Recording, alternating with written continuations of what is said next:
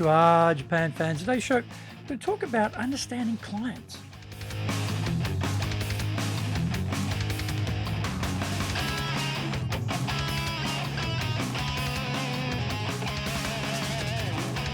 Eigo desu.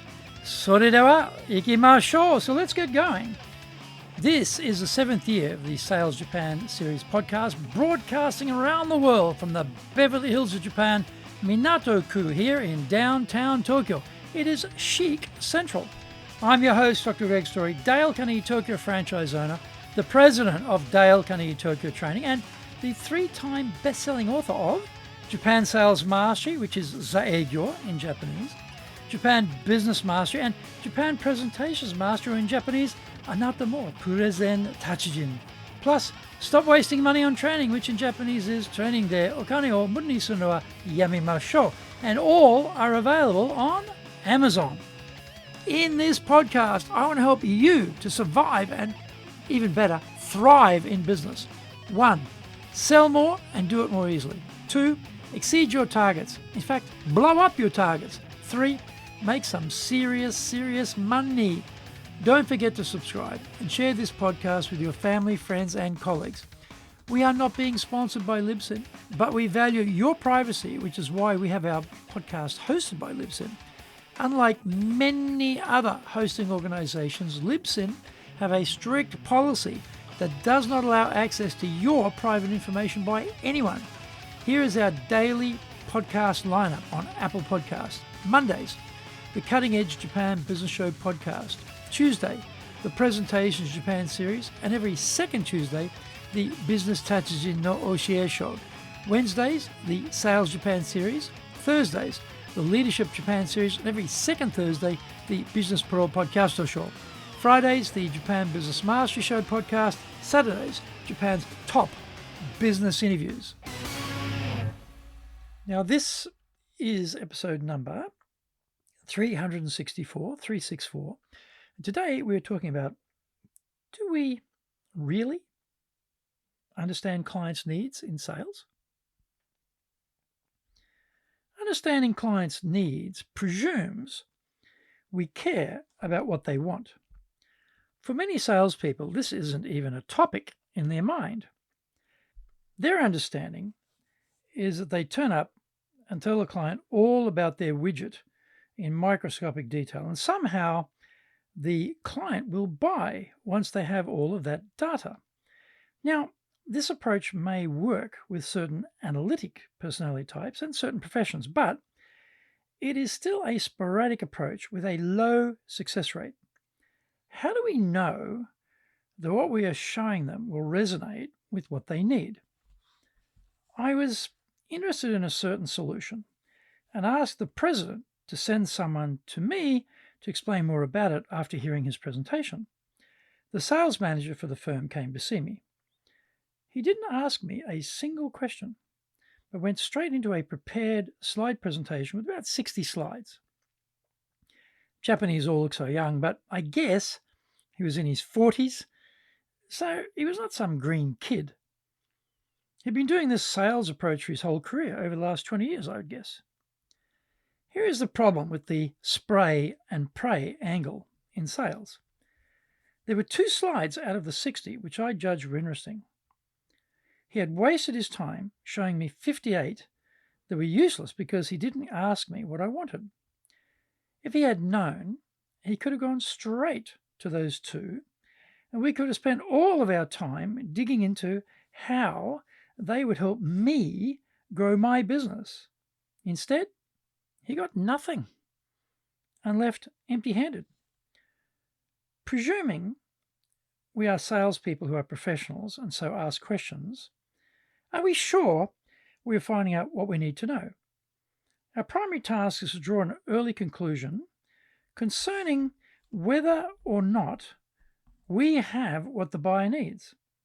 If not, then we should waste no more time, and we should go and find someone we can serve.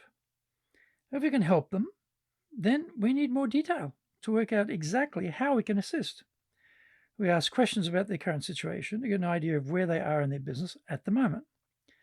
We next ask them where they need to be, and we measure the gap between these 2 points. If the distance is relatively small, there is a danger they think they can get there by themselves without anyone's help. That is why we also ask about the timeline they have set for the achievement of their goals. We try to draw out the point that the market and their rivals are always moving quickly, and they need to do the same. We need to create a sense of urgency. Now we ask, if they know where they need to be, why aren't they there now? What is holding them back? In their answer, we may find our solution may be a possible antidote to what is ailing them at the moment. Finally, we ask them what success for this project would mean for them personally. We do this because when we are explaining the solution, we want to tie it back to what they told us was in it for them. Find out more when we come back from the break. Our show today is brought to you by our public courses, but we also do custom in-house programs, as well as we do them in both Japanese and English. We do them face-to-face in our super safe classroom, and we do them live online. The show today is being brought to you on the 10th of November by our Leadership Training for Managers program, the 3-day version. On the 16th and 17th of November, we're doing high-impact presentations in Japanese. And on the 7th of December, we'll be doing start our 3-day version of the Dale Carnegie course. Go to our website at www.dale-carnegie.co.jp. Get my best-selling books, Japan Sales Mastery, which in Japanese is Zaegyo. This is the Bible for selling in Japan. Japan Business Mastery, Japan Presentations Mastery, plus Stop Wasting Money on Training, which in Japanese is Training de Okane wo Muru ni Sunu wa Yamimashou, and all are available on Amazon. If you like learning by watching videos, we have nearly 2,000 there for you at Tokyo Japan Dale Carnegie TV on YouTube. We release 3 TV shows every week on YouTube. The Cutting Edge Japan Business Show, that's the premier business show on Japan every Monday, Tokyo time. Fridays, we have the Japan Business Mastery Show, and on Saturdays, we release Japan's top business interviews, where I interview leaders from small, medium enterprises all the way up to the corporate captains of industry on one topic, leading in Japan. Every second Thursday, we release the Business Pro Television Show. You can email me at greg.story@dalecarnegie.com.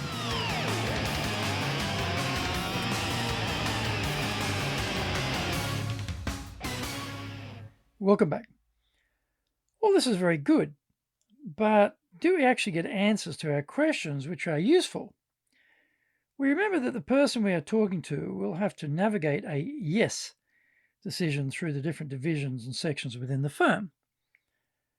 These are people who we will never meet and will never be able to question. That means we have to anticipate there will be opposition to doing something different or new within this client. We need to get some early insight into what the internal opposition will look like.